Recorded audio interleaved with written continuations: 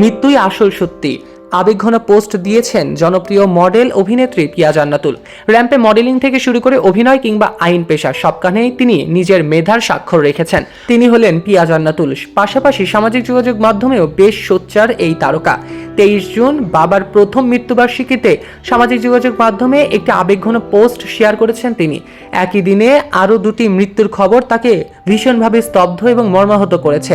ফেসবুকে দেওয়া ওই পোস্টে পিয়া জান্নাতুল লিখেছেন, 23শে জুন আমার আব্বুর প্রথম মৃত্যুবার্ষিকী, 1 বছর হয়ে গেল।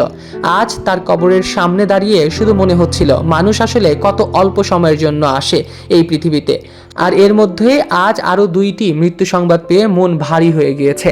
তরুণ নারী উদ্যোক্তা এবং ফ্যাশন ব্র্যান্ড পাখির প্রতিষ্ঠাতা প্রিয়ার অকাল প্রয়াণে শোক প্রকাশ করে প্রিয়া লিখেছেন, পাখির প্রতিষ্ঠাতা প্রিয়া মাত্র 32 বছর বয়সে হঠাৎ চলে গিয়েছেন। কয়েক মাস আগে তার সঙ্গে কাজের বিষয়ে কথা হয়েছিল।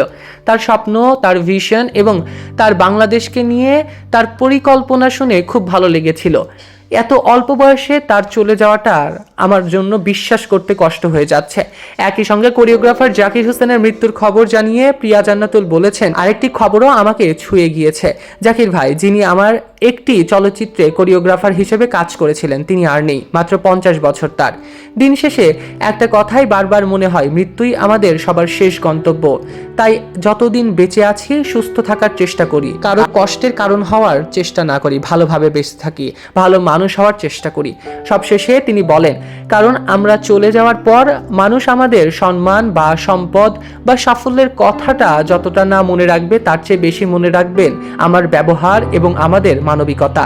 আমার আব্বুর জন্য সবাই দোয়া করবেন, আল্লাহ যেন তাকে জান্নাতের সর্বোচ্চ মর্যাদা দান করেন, আমিন।